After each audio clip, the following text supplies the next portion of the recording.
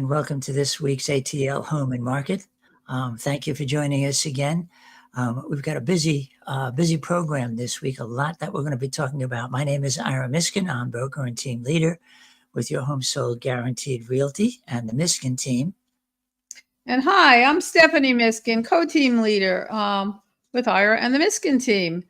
And today's episode is going to be about the summer market, the truth about the summer market. Is it the right time to sell? Is it the right time to buy? What are homes really worth? What does Zestimate tell you that's true or not true? And we're going to tell you some true life stories about people that didn't listen to realtors and just went on Zestimates. So anyway, that's kind of what we're going to be talking about today in our podcast. But before we get into the podcast, I want to tell you about some fun things that are going on here in the Metro Atlanta area. So I've been talking to you guys about all these different state parks that are available for us all around Georgia. I talked to you about Red Top Mountain, which is off of Lake Allatoona. I've talked to you about Hard Labor Creek State Park, which is out near Conyers and Covington area. And that was the one that had some great horse trails in it. And today I'm going to tell you about Cloudland Canyon, which is probably Georgia's most scenic park.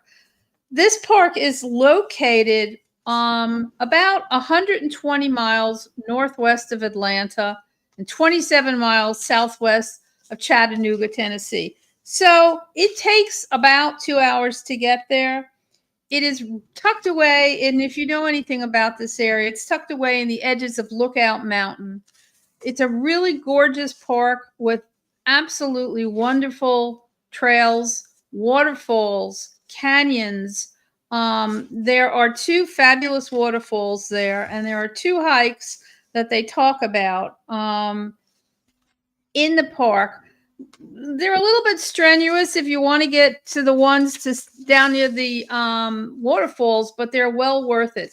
It is called the Waterfall Trail, and basically you're going to go down about 600 steps into a deep gorge, and you're going to see Cherokee Falls and Hemlock Falls.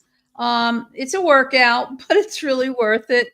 There are also easier trails, but the views are dynamic because, you get up at the top there, you're looking all across Lookout Mountain. I mean, it is beautiful. The park also has not only that, but biking trails. You can go glamping there. There are yurts there. There are horseback riding trails, so you can do that. The other thing that the park has is fishing, geocaching. If you've never gone geocaching, that's a lot of fun to do, where you search for hidden treasures throughout the park, and swimming. And they also have cave tours.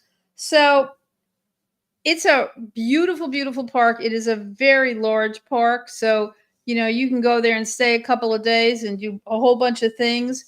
And some of the nearby attractions while you're up there, if you're really adventurous, there's a place called Lookout Mountain Flight Park where they teach you how to hang glide. So you can either learn how to hang glide or you can go tandem with an instructor and fly around in a kite for those that are super adventurous. There's also Ruby Falls, which if you've never been to is a lot of fun to go to, and Rock City. Those are all very, very close to this park. So you definitely could make a couple of days in that park and just go from one thing to another and have a great time. Again, it's called Cloudland Canyon State Park. So I wanted to add that to our state park list. Now, if you were planning on something to stay in the Metro Atlanta area, and if you've never been, the Atlanta Botanical Gardens, which is downtown Atlanta, is having a great show. And it's basically Alice in Wonderland. And it's called Alice Down the Rabbit Hole. And there are going to be these beautiful displays, larger than life sculptures of all the stuff in Alice in Wonderland. It's going to be going on all the way through September the 14th. So, it's a fun thing to do with the kids. Then you can walk through the botanical gardens, which is really beautiful. There's a 27-foot tall white rabbit floating in the skyline garden. So definitely get there. You'll also see the Cheshire Cat and all the fun things from Alice in Wonderland made out of plants. Huge sculptures. The kids will love it. And again, there's great trails in the botanical gardens, and that is in Atlanta, and it will be going on until September the 14th. The third thing I wanted to talk to you about is also in Atlanta, and it's the Fernbank Museum of Natural History. And if you haven't been, you really should go. It's a fabulous museum with all kinds of exhibits. You know, they have dinosaurs there, skeletal dinosaurs, and wonderful exhibits that change all the time. And right now, from June through September, is going to be an exhibit on turtles. And this exhibit will discover the fascinating worlds of turtles. It's a new exhibit that focuses on the lives and the behaviors of these beloved reptiles. It's going to have hands-on activities and live animal presentations, which will allow visitors to discover how turtles have evolved over time. This will also, in this museum also, there's a huge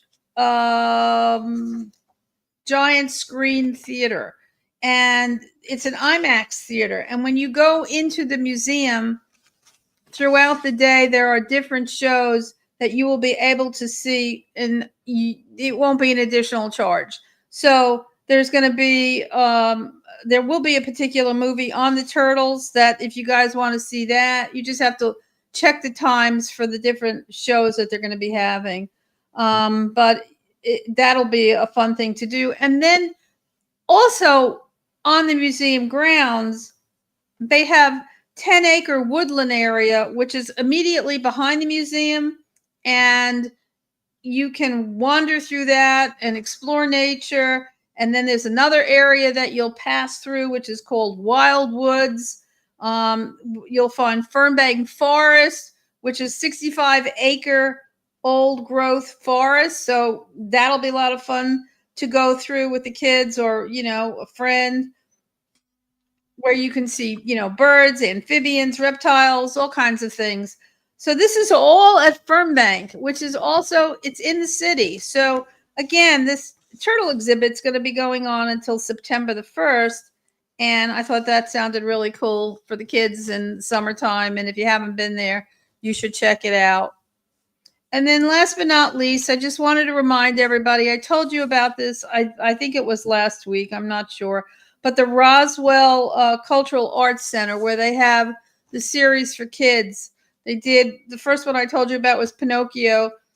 And this one from June the 19th to the 21st is going to be a magic show. Again, from the 19th to the 21st, it's a magic show. Tickets are only $7. So check it out. I know the kids will love it. So that's what I have for you this week. Lots of fun things that are some going on for long periods of time. And the magic show is just this weekend. Okay. So let's explore the rabbit hole. Yeah, right. Let's be Alice a little bit and take a look at what it is that the difference between what people think when they're buying and selling homes and what the reality actually is in many cases, and how there's subtle differences, and sometimes there's great differences, particularly with respect to time of year, pricing, and how people arrive at what is best for them when they want to actually purchase or sell a home. The thought that spring, summer, fall is the peak time of the year to sell homes is partially true. And we're going to explore that a little bit. And we're going to look at some numbers and get a sense of that. But you've got to remember that it's always a time to buy or sell a home when it's appropriate for you to buy and sell a home. We've helped many, many people buy and sell homes right around Christmas time. And we've helped many, many people buy and sell homes right in the middle of the summer in July. because their goals and their needs and their have-tos are specific to them and not specific to a particular time.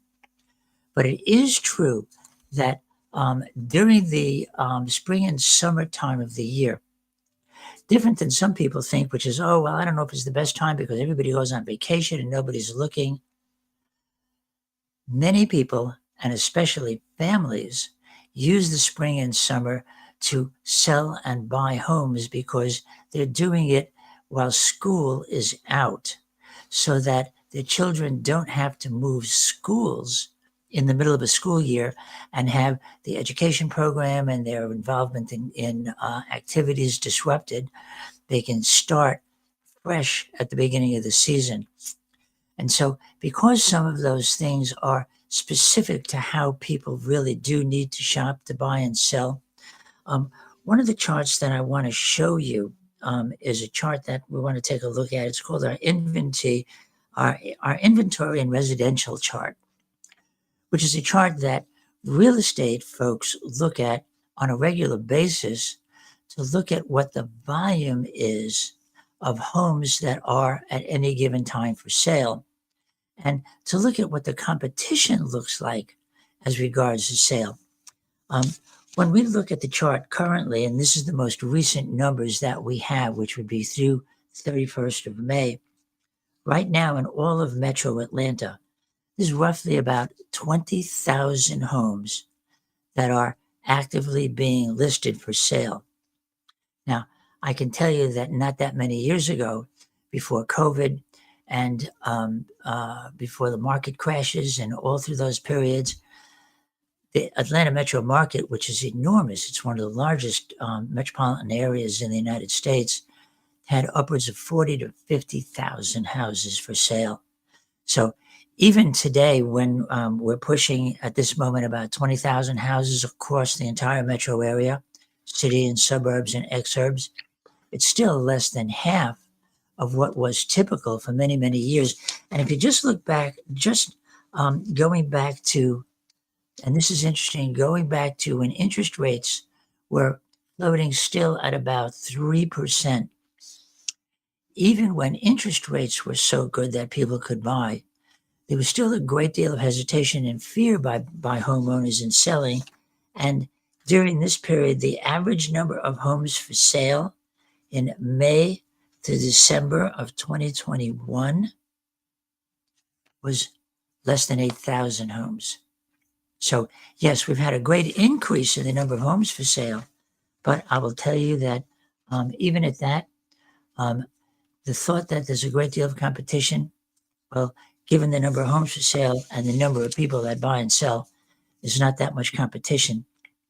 Another thing that's important to look at, especially for home sellers, and this is a chart that's called the listings sold chart, is to look at how many houses actually sell at different peak times during the course of the year. If you look at January of the given year, January of this year, the number of homes that sold in January of 2025 was only 3,200, versus the number of homes that sold back in 2021 in January was 4,700. And at the peak, the number of homes that got sold in mid-year of 2021 was about 8,200 homes in that month, versus right now, we're only averaging about 5,600 homes being sold. So it's only about a quarter of the houses that are listed for sale are actually selling and closing. And that tells you a lot about what the availability is for homes. And it also gives you a good indication of why the thoughts about competition are really not as valid and strong. Yes, in some communities, it could be termed a seller's market. In some price ranges, particularly in the lower end of price ranges, it could be termed a buyer's market. It could be termed a seller's market. It depends on where you buy. But the most important thing is to understand that when you're looking at things like average sale price, or you're looking at how homes actually sell and what the volume is, and the relationship between what buyers really want and what homeowners are trying to sell, that's where it takes a really good trained eye, a really top of the line real estate professional that has a clear understanding of both what buyers want and what sellers need to market as the benefits of that home in order to bring the two of them together.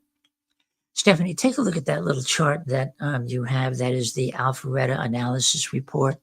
Okay. And just take a look at the bottom of the chart, and you can see way at the bottom where it says total average sale price to original list price in Alpharetta for all Right. the sold. What's the percentage of actual list price to the actual sale price?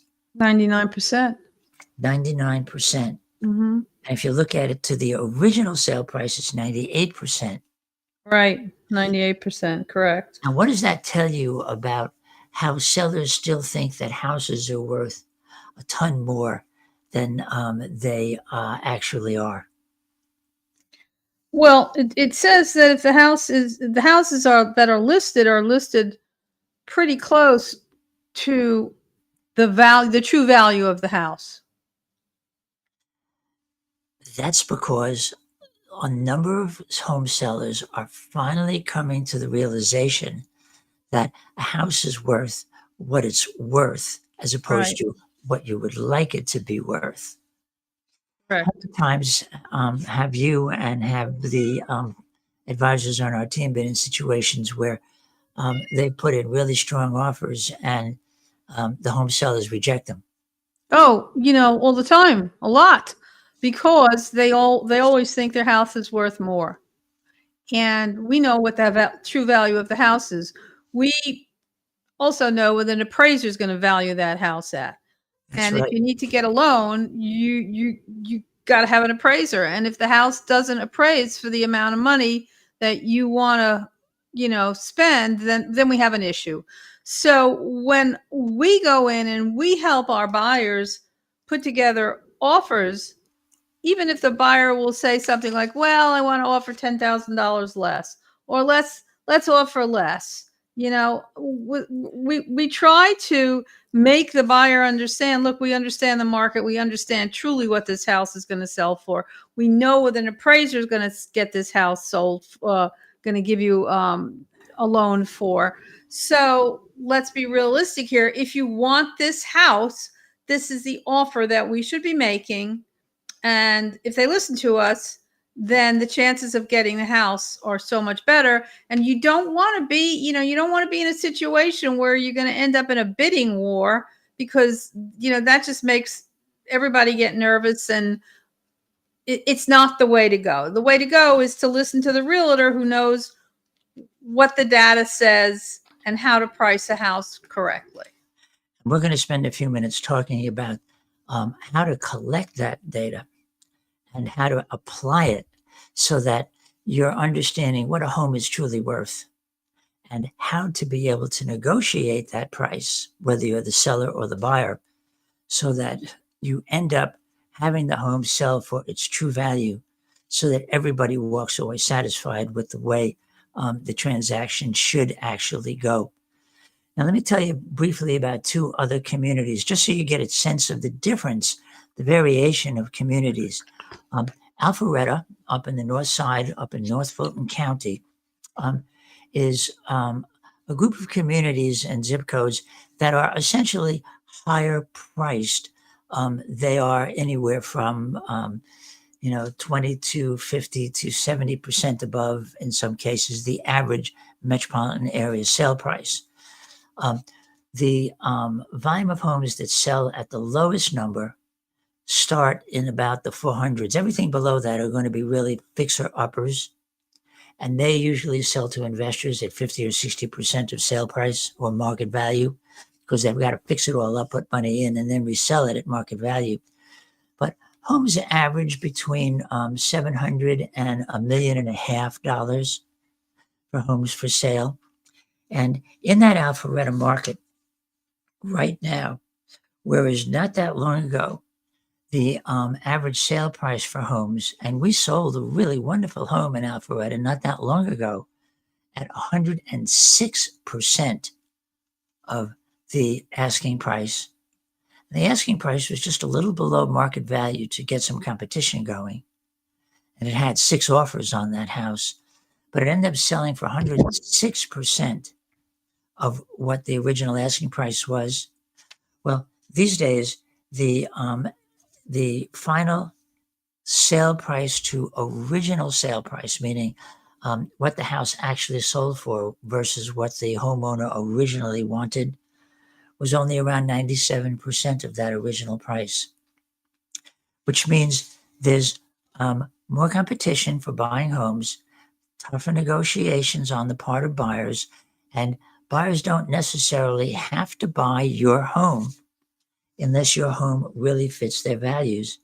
And even though the greatest number of homes that have sold in Alpharetta was around that $300,000 to $400,000 range, I'm sorry, in Alpharetta was not in the $300,000 to $400,000 range. Oops, goofy.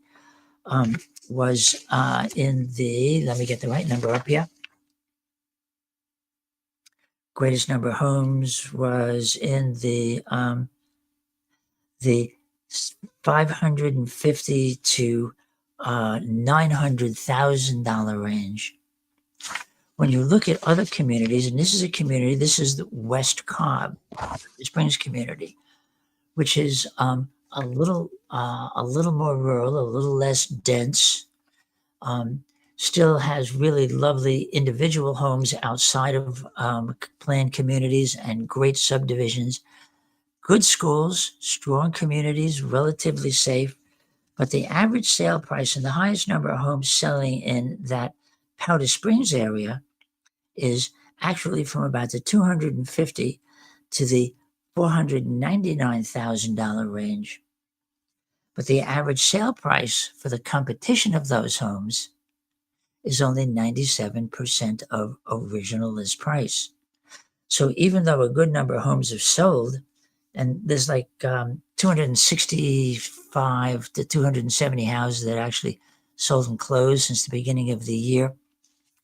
When you look at that and compared to other communities, and this would be in the Holly Springs area, this would be in the Cherokee County, Woodstock, Holly Springs, Canton area, that has, interestingly, the highest volume of sales. 1,063 homes to date have sold and closed. Average sale price in those communities, 98% of original list price. Has a fairly high volume of homes for sale and a good number of months of inventory, about 3 months of inventory available. Now, these numbers may cross your eyes when you look at them, but when you're starting to shop for a home, or when you're working to value your home, to put it on the market, to get top dollar and sell it as quickly as possible, all of these numbers really, really are important and make sense.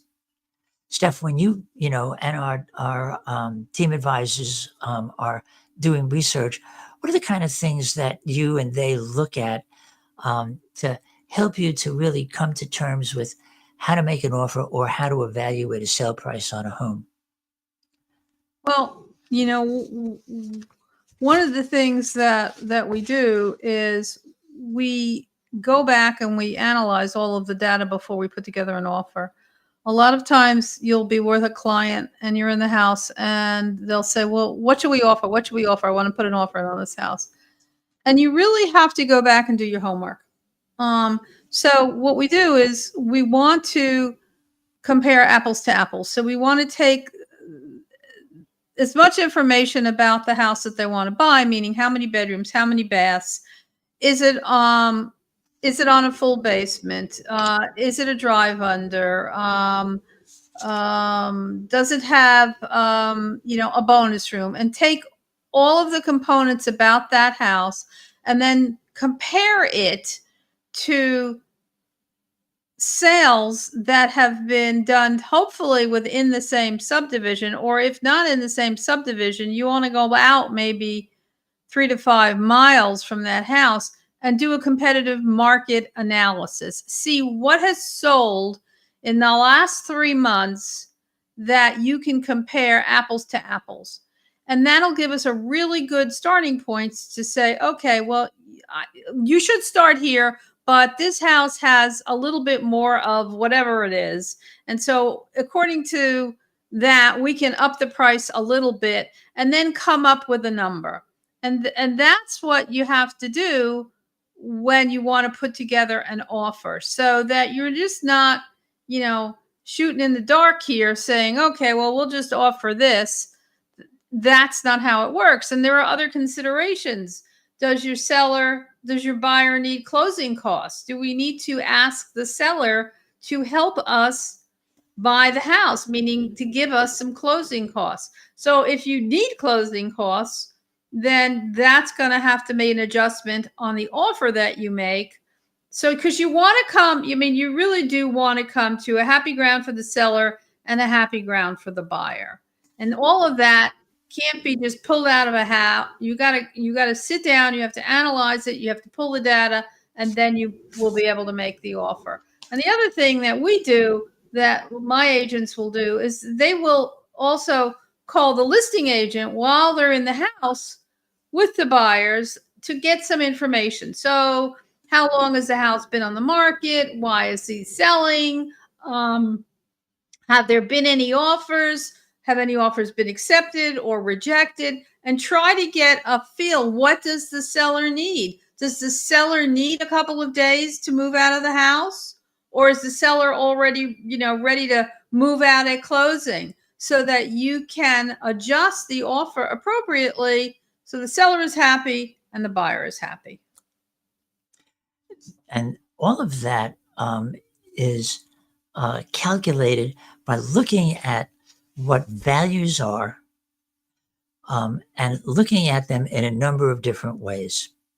Now, one of the things that buyers are very concerned about is, what is, after all is said and done, my monthly expense going to be? A big part of that is based on what interest rates are for a loan, if they are getting a loan as opposed to buying a home for cash. And if you look back over the course of the year, with all of the concerns that there have been about, oh my God, interest rates, they're up, they're down, they're up, they're down. When you look at what interest rates have been just in the last 12 months, and if you listen to all of the rambling and arguments going on in the government between the Fed and the president and economic advisors and businesses and banks, the truth is that interest rates are going to stay relatively stable in that, say, 6.5% to 6.9% average interest rate on a 30-year loan. But when you think about buying a home, and certainly when you are thinking about selling the home, understanding how interest rates work, and if you're a home seller, making sure that the listing broker and the advisor that's representing you for the broker has a very strong relationship with a really good loan group, so that a variety of different kinds of home loans can be offered to a buyer to help problem solve. Even though the monthly expenses may be higher somewhat on a 15-year loan versus a 30-year loan, is sheltered by the fact that a 15-year loan is going to have a lower interest rate, which evens out some of the cost and decreases the amount of interest that you have to pay over time, and much more rapidly raises the equity value in your home, particularly if you know that sometime in the next 2 to 5 years you're going to want to sell that home, whether to move up or to move down. Considering a 15-year loan, or considering a 2-year rate buy down kind of a loan, or Do you get an FHA loan, a government sponsored, government insured loan that tends to come at a lower interest rate? Or do you qualify for zero down loan? All of those things are important for buyers, but sellers need to know what this is all about as well. Because when buyers are negotiating to purchase your home, the impact of the loan and the cost of the loan is going to impact on the amount that they can handle to offer you on your home. So it's not just, I want $500,000 for my house and I don't care what the market says. When you consider all of those things, you know how to price that home so that it is attractive to the buyers who are going to give you all that money with a loan to help you to sell that home. But then there's what we call the Zillow trap. And this is not to disparage Zillow in any way. Zillow is an extraordinary information resource that literally has every home in the US market available for you to take a look at, whether it's on the market or off the market. And Zillow does a great many wonderful things to help homes get sold and marketed and sold. But it also does some things that are not necessarily as terrific as they could be in figuring out what prices are about. Steph, one of the things that we took a look at was we just randomly pulled a house. I think it is in the Woodstock area. Mm-hmm. And one of the things that we have is a Zestimate on that house. What does that Zestimate look like for you, and what does it say? Hold on, I'm gotta find that piece of paper. This Do you have it there? I can't find that piece of paper right now. I do. Okay. It's Oh, there it is. Yeah, this estimate says, is this? It was 710. That's that. no, Was no, that it the one you says saw? Zillow's estimate in the upper left-hand corner, and what it says for a really pretty brick front house with a side garage. The Zestimate is a 4-bedroom, 4-bath house, 3,200 square feet. It's on a 1-acre lot built in 1972, and the Zestimate says $655,100. Okay, it says the value range on that house is between 616,000 and 694, but Zestimate says 655,100. Right? Yeah. All right. Now, there's a number of different ways when you are assessing a value of a home that you really want to have relevant information to look at how the marketplace values that home from all directions. Steph, do you see the Property Explorer page? Yeah. Home? Right. Correct. Okay. What does it say the value estimate is on the Property Explorer? So the Property Explorer says the value estimate is 709, which is, and Zestimate said it was 655. The Property Explorer says 709. Now, let me tell you the difference between what Zestimate is and what the Property Explorer is. Zestimate is an algorithm, right, Steph? Correct. Yeah. Yeah, they don't. I mean, when you get a Zestimate, I mean, they're not going into the house. They have really, it's an algorithm. They don't know the house might be a wreck because they're not in the house. They're not physically going in the house. But on the other hand, the house may have beautifully updated kitchen and all Correct. new floors and a new roof, and Go the other way also. Correct. They go either way. that's right. So the algorithm is math, Yes. but it's math that is an AI estimate of what could this house be worth, all things being equal. And with most homes, all things are not equal. Each house is unique unto itself. Correct. So one of the ways that we look at what a home value for a home is to look at what a major banking home lender would value a home at for a loan on a home. Now, in this case, we work with an amazing company called United Wholesale Mortgage. And United Wholesale Mortgage is, at this moment in time, literally the largest home lender in the United States.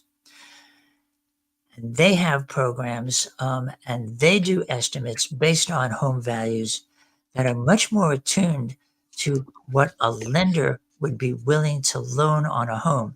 And so the lender's valuation of this house is $40,000 higher Mm-hmm. than what the Zestimate is. Now, that's a really interesting difference. But then we also take a look at it from a realtor's point of view. I dropped my paper on the floor, so I'm going to pick it up. That's why these things are done live, so that we can goof up and we can be candid. We pull what is called a comparative market analysis summary. It's a pricing analysis, and it's sculpted on very specific parameters, usually in a radius, some distance from the actual home itself. And it takes a number of really specific things into consideration, and it's done from a realtor's valuation point of view. Steph, you have that realtor CMA? Yeah, I do. Yeah. Mm-hmm. It gives us a whole bunch of values. On page 2, take a look at what it says the quick statistics are and just run us through that a little bit. Okay, so let me get Right on the this. bottom, the last section in the bottom says quick statistics. Okay. So what they're saying is they give you, it says the list price and the sales price. So on that house, they're saying that the minimum list price that that house should be listed for is $359,900, and that the minimum sales price would be $352,000. Then they're saying that what the maximum, meaning if that house was decked out, all bells and whistles, would be, the list price could be $764,500, and that the sales price could go up as high as $780 if it had all the bells and whistles that you could imagine. They say that the average sales price and list price on that house, the list price would be $575,000 and the sales price would be $573,000. So, if the house was average, it was nice, it wasn't spectacular, and it wasn't a mess, it would probably sell around $573,000. And what they do then is they just kind of average everything out, and they say the median list price would be $550,000 and that the sales price would be $570,000. So someplace, that house probably will sell someplace around $560,000, $570,000. Okay. If it was just, average, and it didn't have, all bells and whistles to it. Does that make sense? What I'm trying to say? And we look at the house physically, plus the location, the kind of community it's in. Does the community have swim and tennis? Is it just a house that is on a street? Is it on a busy street? Is it on a quiet street? What are the houses around it like? What is the quality of schools like in the community? And you take all of that into consideration. If the house was a broken down fixer-upper, yes, the house would probably sell in the 3 to 4s. Right. Put 100, 150,000 into the house and sell it for 600 to 700,000. Okay. If the house was an average house, it might list in the 500s. If the house was essentially a move-in ready house, everything redone, heat and air systems are under 5 years old, roof is pretty new, landscaping is beautiful, the community is very strong. That house then, in a move-in perfect kind of home, could sell in the high 6s to the low 7s. And what this CMA report gives us, because we can put in specific parameters, show me houses that have the same number of bedrooms and bathrooms as the house that we're looking at evaluating. On a basement finish, just like this house. Infrastructure, all less than 5 years old. New roof, new heat and air, new paint, new carpet, new flooring, new kitchens, etc. Show me all of the houses that are like this that have sold and closed, and what are the prices, and also what were the negotiated terms on that house? What were the closing costs on that house? How long did it take to actually sell? That realtor's report lets us fine tune almost down to the nickel what a comparison of this house to other houses that have sold would be, which also tells us what volume of houses sell, which tells us what buyers are looking for and what their preferences are. In some communities, the buyers are saying, no, I'd rather get a house that's a junk box because I'm going to fix it up the way I want. You see a lot of that in communities that are going through a lot of now revival renovation around the Beltline or in Smyrna or in some sections south of the airport. But there are lots of other buyers that say, I just want to move in. I don't want to do anything to the house for the next decade. I want my dishwasher to be brand new, and I want my cabinets to be sparkly and shiny, and I want the backyard to be perfect for my dog to be able to poop it up myself. And that means then that your house has to fit their parameters. What are the benefits of your home? But then we take a look at a last element of what is also important. Just as we said, we look at a lender's report to see what would a bank actually make a loan on in this house in certain conditions. We also pull a report from a group that gives us the ability to estimate what an appraiser would look at, doing very close appraisal comparisons to know how an appraiser in different circumstances would appraise that home, which is 100% necessary for a loan being approved. And the appraisal report on this house, interestingly enough, was $709,890. And guess what the house sold for? $710,000. Because it had all of the elements that the $700,000 homes needed. The lender said if it had all of those elements, we'd loan as much as $709,000. And the appraiser, which is completely independent from the lenders and the realtors, came up with the same number, $709,890 as an appraisal value. So when we're advising a seller to price a home, it's based on understanding market value and dollar value for a home, having a range of values. What's the bottom that the house could sell for? What's the top it could sell for? How to, when you are putting that home on the market, slightly underprice the value of the home, to use that as a tool to create more interest in the benefits of this home. Oh my gosh, they were only asking $699,000 for that house. I'd buy that house for $699,000. And maybe 5 other people would want to buy it as well. And now all of a sudden, as a seller, you've got multiple offers. And by the time you got through, you've negotiated it up to what you really wanted and what true market value was, which is $710,000. The buyer's happy, the seller is thrilled, and the deal is done because the house appraises. So buying and selling a house is not just as simple as, oh, I like this house, it's so pretty, I'll pay whatever.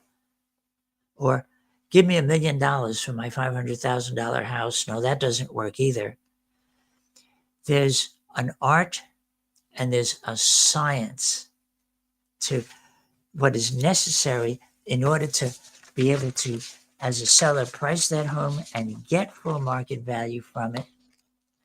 And as a buyer, being able to look at what a house is priced for when it's on the market, so that when you decide to make an offer, you know how to negotiate that offer, understanding what the true market value is and what the true appraisal value could be on that home, so that you're not overpaying for the house, but you are negotiating fair value so that, again, as Stephanie said, both buyer and seller are pretty happy with what the market value is on that home and what the final sale is, so that you don't fall into a Zillow trap and you don't fall into a I wanna trap, but you are really doing this as a business to be able to get the best value for every dollar that's being put into making that home purchase or that home sale transaction work.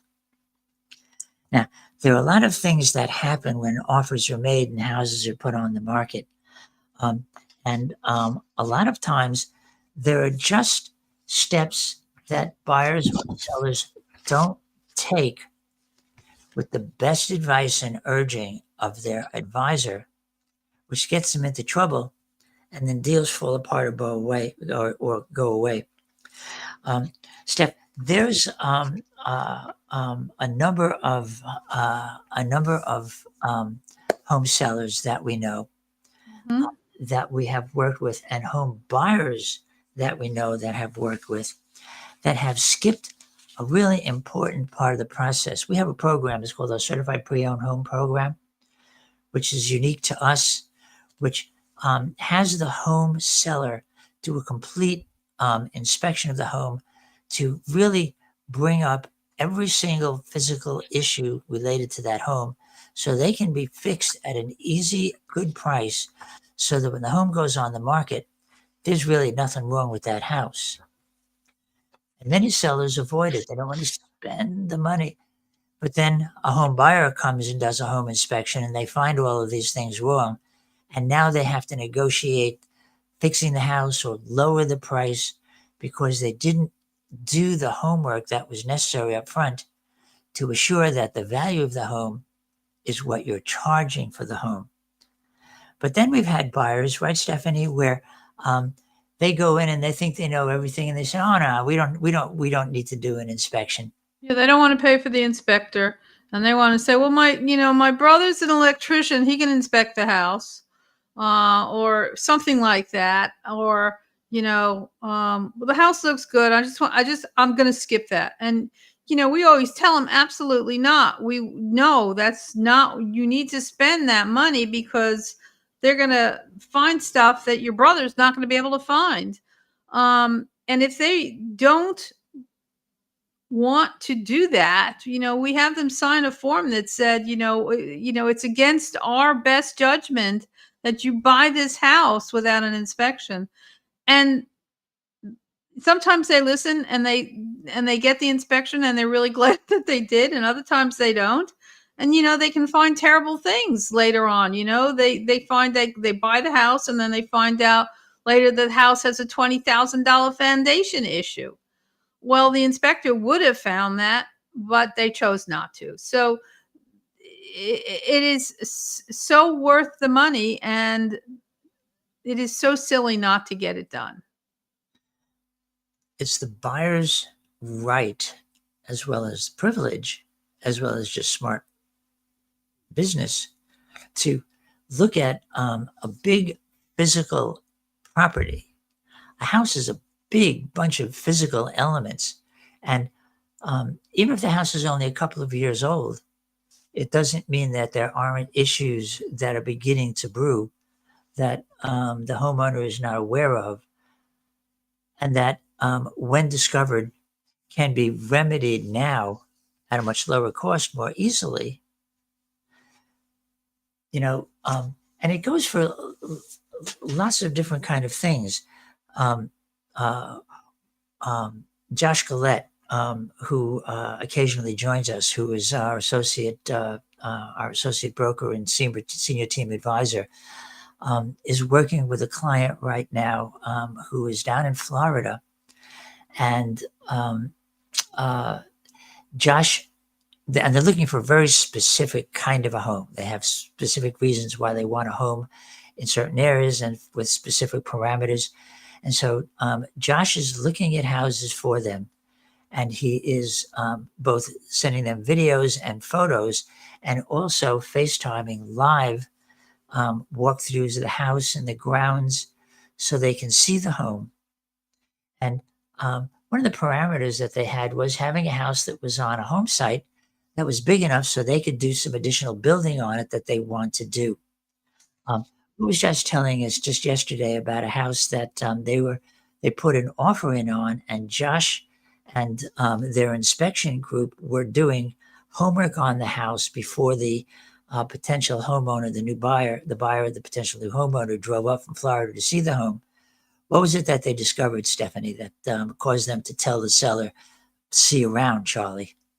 Well, let's see. There was a couple of stories. There was a septic issue, and there was an issue of what was it? There were no permits pulled on the house. I don't know which one. It was the last one, correct? This is the last one. Right. Yeah. So there was no permits on the house. The seller had what looked from the outside. Oh, like the shed. Right. The Right. shed. Correct. In the backyard.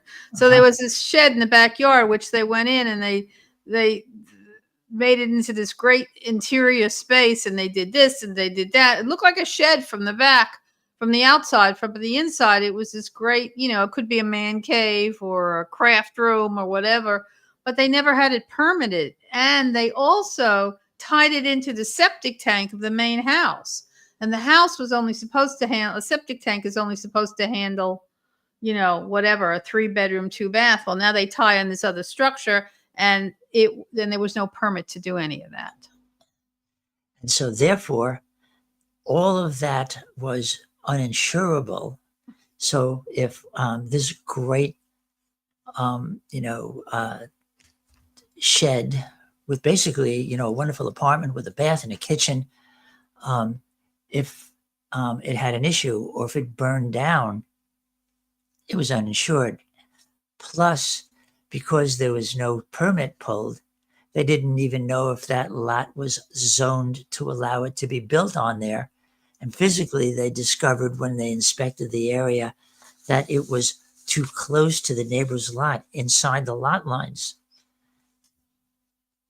And then if somebody bought that house and this wasn't discovered, and they decide they want to sell that house later on, they're going to have a real hard time selling that house. They would literally have to knock down that building and disconnect it all from the septic system, right, in order to sell what was left on that home.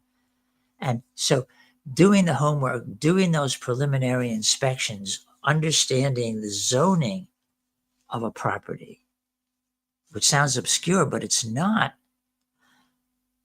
Those are the kinds of things that are critically important when somebody lists a home. They really need to do that homework and make sure that all of that is clear and that the seller has properly disclosed it. But on the buy side, when in this case, the seller failed to disclose that this was an inappropriate structure without any zoning clearance or any permits to build, oops, that's a pretty heavy violation of law. Needless to say, that house was taken off the market and it's gone. They can't sell that house. Oh, wow.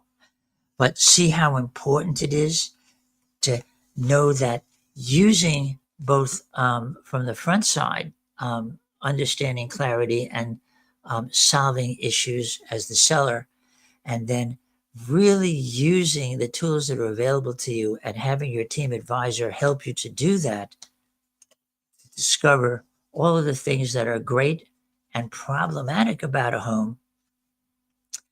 Those kinds of things are super duper important, because otherwise, once you buy that home, you own that home. And once you own that home, well, you can threaten all kinds of things, but that home is yours and it's yours to do with. A lot to think about, a lot to know and understand about what is most important, when to buy, how to price, and where to go and who to work with in order for you to make a major financial decision so that your lifestyle decision is in tune with the finances, so that when you buy that new home, when you move in, you love it, you feel comfortable and assured about it. And when you sell that home, You know that you've sold it in the best way possible for the greatest amount of money that that house is worth in the shortest period of time, and frankly, with the least amount of hassle. Using the tools that a really good team can bring to you. Programs like our certified pre-owned home program, for example.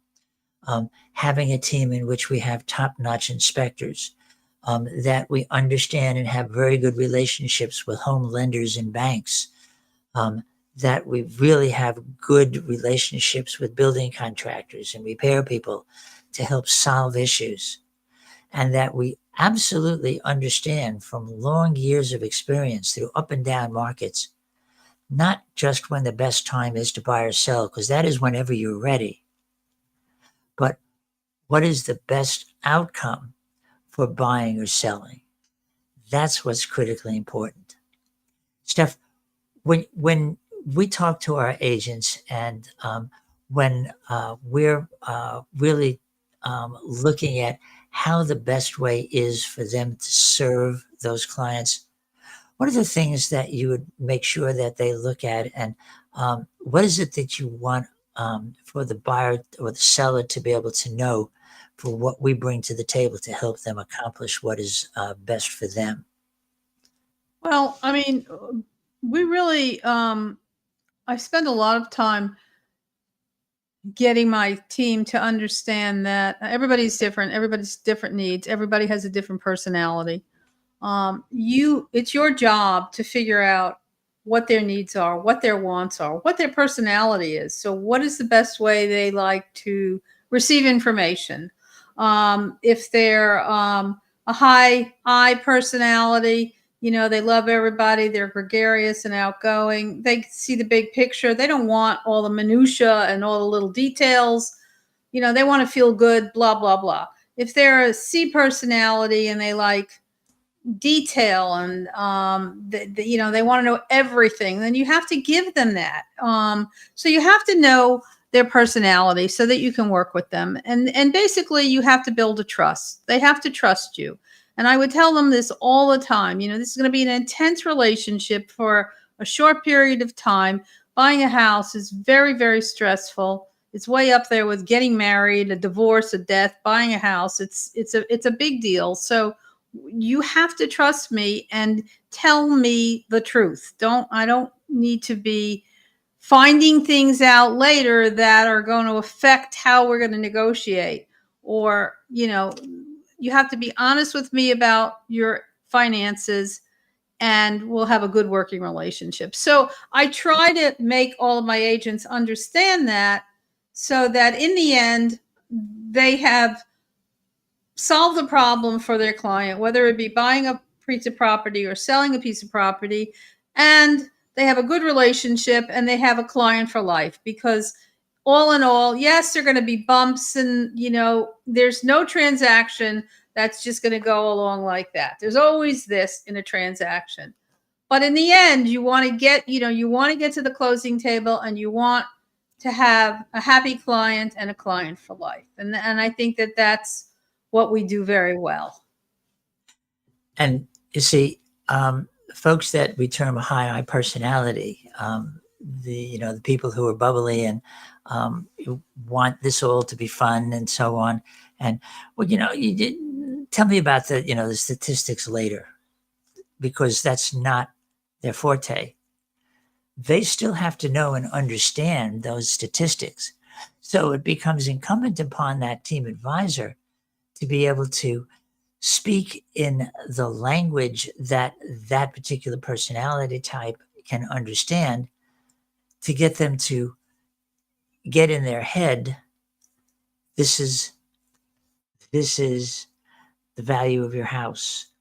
But hey, if we perk up that kitchen and we put some, just spend $2,000 and put some granite countertops down, this is the value of your house, because buyers love it. And you just know that you're going to have a great time with that buyer who wants to buy your house when they tell you how much they love the granite. But the granite goes in, $2,000 gives you $5,000 more worth of value in the home, and everybody's happy. Right. versus that much more statistical and detailed individual where they understand the math of it all. Yes, $2,000 will get me $5,000 is $3,000 profit.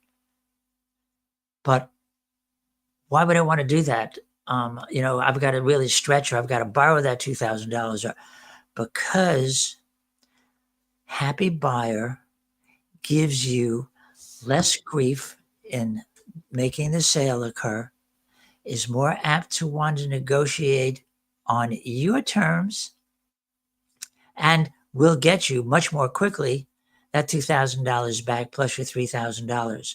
So it is worth borrowing that $2,000 from your mother-in-law if you need to, because it'll assist in you getting the house sold more quickly, which therefore lowers your cost.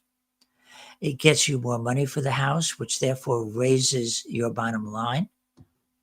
And at the closing table, it's a happy relationship, because when you look at the numbers and you go, oh my God, look how much I actually got for this home, that'll make you pretty happy. So it's still giving the same information, but it's how, as Stephanie said, that information is related to your buyer or your seller, so that they understand what the realities are, so they can make a decision about what they believe is going to be best for them. All of that, oh my goodness, jumping down the rabbit hole to find this whole universe out there with,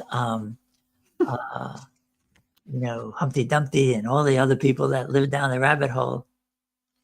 You'll you'll bump into all of them. But Yep. when you're done, you've got happy clients, or clients for life, because they know that you have done everything that is necessary and gone above second mile service to give them all, not part, but all that they need in order for that sale or purchase to be to their complete satisfaction. That's what it is that a great team with a great group of individuals who are advisors and the team around them, from researchers to lenders to attorneys and so on, can do to help buyers and sellers have the best experience possible. Now, talking about best experiences, before we leave you, I just want Steph to give us a resurvey of the total cool things that are going on around Metro Atlanta, Right. including that if you haven't been up to Lookout Mountain, that's not the rabbit hole. That's like climbing Mount Kilimanjaro. It has an amazing, amazing view and amazing experience. Steph, just give us a quick wrap up again on what's going on around Metro Atlanta before. Yes. Okay. So I also want to say one thing too. I mean, if you're considering selling a house, the summertime in Atlanta is a great time to sell a house because of what Ira said. You got to move the kids for schools, and so if you're even thinking about it and you're hemming and hawing, don't, because summertime is a great time to sell, to get those kids in their new schools in time and make friends, et cetera, et cetera. Okay. So here we go. Red Top Mountain, I told you about the first week. Second week was Hard Labor Creek State Park. This week was Cloudland Canyon over near Lookout Mountain. Check it out. Waterfalls, trails, yurts. I mean, spectacular views. Ruby Falls is over there. Rock City is out there. I mean, you'll just have a grand old time up there. It's only about a 2-hour ride from Atlanta. And that was Cloudland Canyon State Park. Second thing I told you about was the Botanical Gardens with the exhibit Alice in Wonderland. Go down the rabbit hole, check it out. Beautiful, huge sculptures made out of flowers. A great place to wander around, spend the afternoon with the kids. Third thing I told you about was the Fernbank Museum of Natural History. The particular, and this is just one exhibit that kind of talked to me, was about turtles. I don't know why it talked to me about turtles. Maybe it's because my kid had turtles for years. But anyway, a fun exhibit, and the IMAX theater and the wildlife trails behind the museum that you can wander around, wild woods trails that you can wander around. Again, a great day at the museum. And last but not least, I just wanted to remind you to this weekend, and that's just this weekend, is the Roswell Cultural Arts Center. It's called Boom Pop Zap. It's a magic show for kids. $7 gets you in. I mean, I just think it would be lots of fun. And it's on this weekend from the 19th to the 21st at the Roswell Cultural Arts Center. And that's what I got for you this week, guys. So that's it for this week for ATL Home and Market. I want to thank you so much for joining us and listening through all of what we think is very detailed but really important information to help you think about what you need when you decide to either buy or sell a home, and how you want to go about doing that, and what the right team is for you to help you to get that done. If you liked what you heard today, please like us on YouTube. And if this is the first time you've joined us, subscribe, because there's a whole lot of wonderful information that we regularly put on our YouTube channel, all about not only great places to go around Metro Atlanta, but lots of different perspectives on what is going to be valuable to you as you consider and then take action in buying or selling homes. So like us, subscribe to us. If you want more information about any of the topics that we talked about, or if you would like to, and there's absolutely no obligation whatsoever and no cost involved in this, if you'd like to be able to get a full, complete home pricing evaluation, so that whether it's now or sometime in the future, you have a really good sense of what the value is of the home that you have that you may want to sell. Or if you're a home buyer, you want to be able to get a really good evaluation of what your finances are from a highly qualified lender, to help you know if you have some financial issues, what you need to resolve them. As we talked about a few weeks ago when we had the folks from Trinity Credit repair. Credit Repair, thank you, visiting with us. Just either call us or text us at the number that's included, and we'll be happy to get you any of the information that you're looking for. You could leave a comment too if you'd like. We'll Yes. get back to you that way also. Tell us what you like, tell us what you Right. heard, and tell us what you'd like to hear in the future, and we'll include that as well. So for Stephanie, this is Ira Miskin. I'm broker and team leader with Your Home Sold Guaranteed Realty and the Miskin team, along with Stephanie, our leading team leader at Your Home Sold. We want to thank you again this week, and we look forward to seeing you again soon. Have a great weekend. Take care.